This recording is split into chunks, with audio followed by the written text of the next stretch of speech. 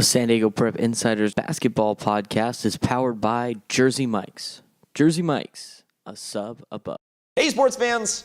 Christian Pedersen, Tommy Morris, Aaron Bergen, and we are all here just kind of going, ugh. All right, one round is down. Mm-hmm.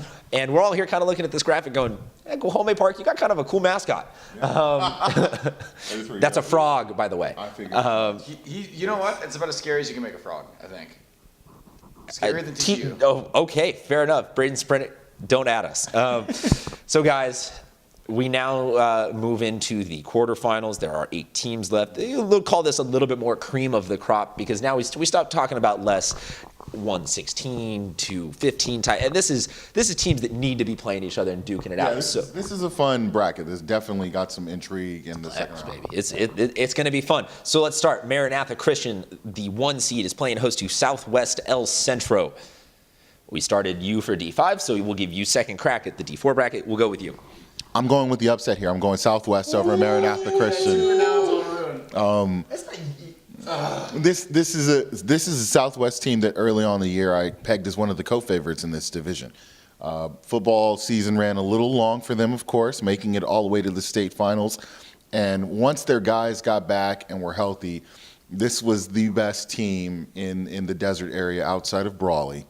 And I think that they've got the physicality and the speed to match up with Maranatha Christian. I think this is going to be the funnest of the 4, but I think Southwest ekes this one out. Stole my thunder. I was going to take Southwest for probably about the exact same reason. All those schools that had deep football runs, a lot of kids play football and basketball. Makes it hard in the early part of the season, so you don't get those points that you deserve to have once the playoffs start. So Southwest EC. I will help Southwest EC get a little bit of a chip on their shoulder, and I'll go with Maranatha Christian. I like 1 seeds. I will pick upsets when it's a 3 through 8, but I very rarely like to steer into that lane of picking a 1 seed to go down. Okay. So I will go with Maranatha Christian. The winner of that game will play the winner of this game, which is going on tonight. Escondido, or tonight, alleging that I am able to post this in the next couple hours. Escondido Adventist Academy, the Redhawks, they're going to be playing Tri-City Christian as I'm now just realizing this, the entire half of this bracket is a bird battle.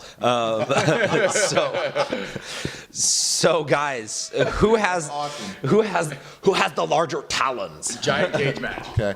Well, I picked against Tri-City Christian in the first round. So I picked you're gonna Crawford. make it 2 for 2 on hating on? No, I'm actually going to go with them in this one. I think they match up pretty favorably with Escondido Adventist.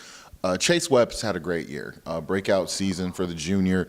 And Josh Sedlock has been his, kind of the Robin to his Batman. Escondido Adventist on the other side. Excellent bird sidekick reference, by the way. I didn't even notice that. Yeah. Escondido Adventist, Ethan Davis has had, he's been good for the last 3 years for his dad, Coach Bill Davis. And I think that this is the game, though, where the multiplicity of Tri-City Christian's options on offense gives the Redhawks trouble. Tri-City. I'm going to go Tri-City too. I had him in the first round, got him this round, but in case you do post this tomorrow and Escondido Adventist wins, I totally had Escondido. I'll go with Escondido Adventist.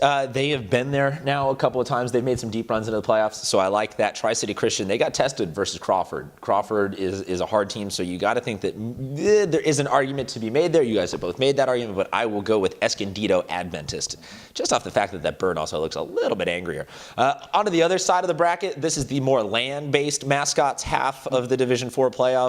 Monta Vista is going to be playing Guajome Park. Monta Vista, the higher seeded of these two teams. So will there be an upset? No, I'm going to pick Monta Vista on this one. Too much DeAndre McHale, too much Jordan Bramer. Guajome Park has a couple of really good seniors that have had good careers, but I think it ends here. I'm going to go Monta Vista as well. Got to take the Monarchs. I'll make it a clean sweep. Also, Monta Vista, they are a team that perennially plays a very tough schedule, has a very physical type of play. Just enough checks on the side of their box to say that they will probably win this one by about an 8 to 10 point margin. Okay. Down in the bottom half of this bracket, Victory Christian is playing San Diego. Guys. They sprung the upset. Yep. Yes, Victory Christian, congratulations. You're moving on and walking straight into a hurricane. A bat or whatever. Yeah, literally, that is just a caveman carrying a Club. That's not a club. That is an entire tree. That, and Thomas Marcus might be strong enough to actually do that. So, Aaron, I'm pretty sure we know where you're leaning on this one, but do you see any way that Victory Christian is able to finagle an upset here? I mean, I do see that they have a slim path, and their path is controlling the boards.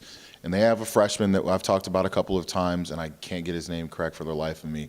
I couldn't get your name right for 2 years. That's so it's all right. But if Christian Oguchi is able to control the boards, the 6'7" freshman, then they do stand a puncher's chance because they have solid guard play. San Diego struggles at times against teams that are physical with them on the boards, but this isn't the night that I think that comes into play. I think that after just kind of mixing it up the first quarter or so, I think San Diego pulls away, wins this one probably around 15 or 20. Yeah, I think San Diego by a pretty wide margin.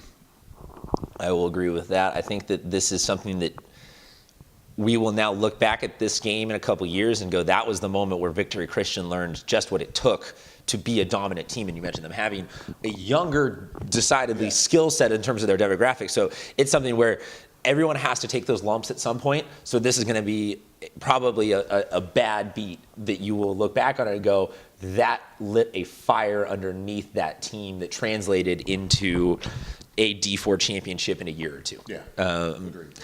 That'll do it for our Division 4 playoffs. The EAA Tri-City game tonight. Everyone else Friday night. We will be back next week to discuss what we got wrong, or what we got wrong, or what we got wrong, or what all of us got right, or maybe none of us will be here because Julian will have brought pies down to us and they'll be hosting the podcast while we're pigging out.